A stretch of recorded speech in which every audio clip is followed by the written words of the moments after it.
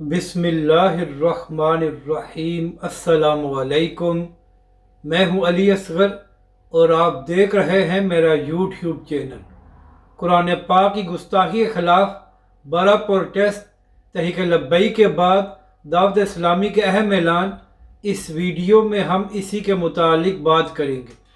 ناظرین کرام، عید کے دن سویڈن میں قرآن پاک کی گستاخی کی گئی تھی، تو اسی کے خلاف پچھلے جمعے کو پاکستان میں تمام مذہبی اور سیاسی جماعتوں نے ایک بڑا پروٹیسٹ کیا تھا، اور خاص طور پر تحریک لبیک پاکستان کی جانب سے تحفظ قرآن مارچ کیا گیا تھا، اور تحریک لبیک پاکستان نے پورے ملک میں پرامن ریلیاں نکالی تھی۔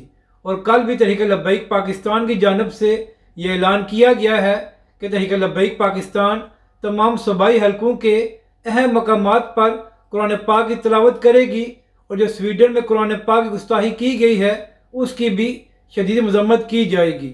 تو ناظرین اکرام، اسی حوالے سے دعوت اسلامی کی جانب سے بھی ایک اہم اعلان کیا گیا ہے۔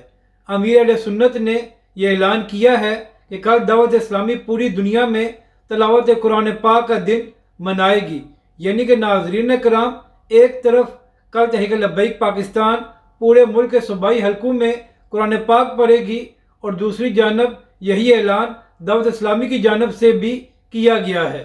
اپنی رائے کا ضرور اظہار کریں کہ آپ کو یہ ویڈیو کیسی لگی، اور ہمارے اس چینل کو بھی سبسکرائب کریں۔